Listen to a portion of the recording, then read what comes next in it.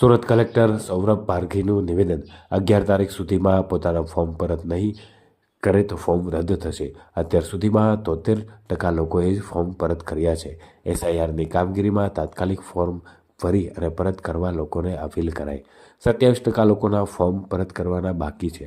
છેલ્લા 3 દિવસ સુધીમાં ફોર્મ પરત કરવા વિનંતી કરાઈ. 16 તારીખ બાદ મતદાતા પોતાના તમામ ડોક્યુમેન્ટ સાથે મતદાતા તરીકેનો દાવો કરી શકે છે. 12,68,986 લોકોએ પોતાના ફોર્મ પરત કર્યા નથી. 35,90,896 મતદારોએ પણ પોતાના ફોર્મ પરત નથી કર્યા. આપણે સૌ જાણીએ છીએ કે સ્પેશિયલ ઇન્ટેન્સિવ રિવિઝનની જે કામગીરી છે છેલ્લા 4 તારીખથી આપણે સતત જે આખું તંત્ર છે એમાં લાગેલું છે અને એમાં એક સારી કામગીરી આપણે જે છે સુરતમાં ઓલમોસ્ટ 100% સુધીની આપણી કામગીરી સુધી પહોંચી શકે છે. આજની પ્રેસ કોન્ફરન્સનો હેતુ એ છે કે 2-3 વસ્તુ હતી કે આપણે અત્યાર સુધી 73.65 જેટલા વોટર સુધીના ફોર્મ્સ આપણી પાસે પરત આવ્યા છે. એનો મતલબ એ છે કે એની સિવાયના ઓલમોસ્ટ 25.9% જેટલા ફોર્મ છે એ અનકલેક્ટેબલ રહ્યા છે, એટલે એ પાછા નથી આવી શક્યા.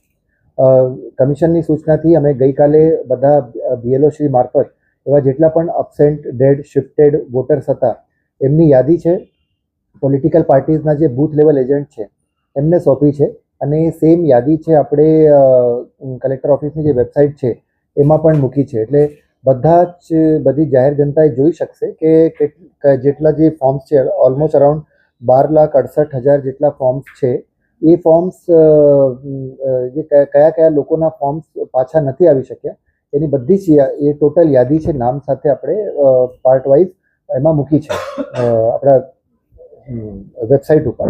તો બધા જ જોઈ શકશે અને એમાંથી કોઈ પણ લોકોને એવું લાગે કે ભૂલથી એમાં ASDમાં એમનું નામ જતું રહ્યું છે તો અત્યારે પણ આપણી પાસે ટાઈમ છે. નેક્સ્ટ 3 દિવસમાં એટલે 9, 10 અને 11 એ સંપર્ક કરીને પોતાના BLOનો સંપર્ક કરીને એ ફોર્મ હજી પણ ભરી શકશે અને એમનું નામ ડ્રાફ્ટ યાદીમાંથી પછી ઓછું ના થાય. જો 3 દિવસમાં આમાંથી ફોર્મ્સ પાછા નહીં આવે તો એ બધા જ નામો જે છે ડ્રાફ્ટ યાદીમાંથી નીકળી જશે. જો કે હું અહીંયા એ પણ મેન્શન કરવા માગું છું કે જો ડ્રાફ્ટ યાદીમાંથી નામ નીકળી પણ જાય તો પણ કોઈએ પેનિક થવાની કોઈ જરૂર નથી. એના પછી જ્યારથી ડ્રાફ્ટ રોલ પબ્લિશ થશે 16 તારીખથી આપણે જે બધા જ લોકો 6 નંબરના ફોર્મ ભરી શકશે અને ફરીથી પોતાનું જે નામ છે એ યાદીમાં ચડાવી શકશે. બટ હિતાવહ એ છે કે અત્યારે જે 3 દિવસનો આપણી પાસે ટાઈમ છે એમાં જેટલા પણ પોતાનું નામ ચેક કરી લેજો અને જો ASD યાદીમાં સમાવેશ થતું હોય તો તમારા BLOને સંપર્ક કરીને એ પોતાનું જે ફોર્મ છે એ જમા કરાવી દે.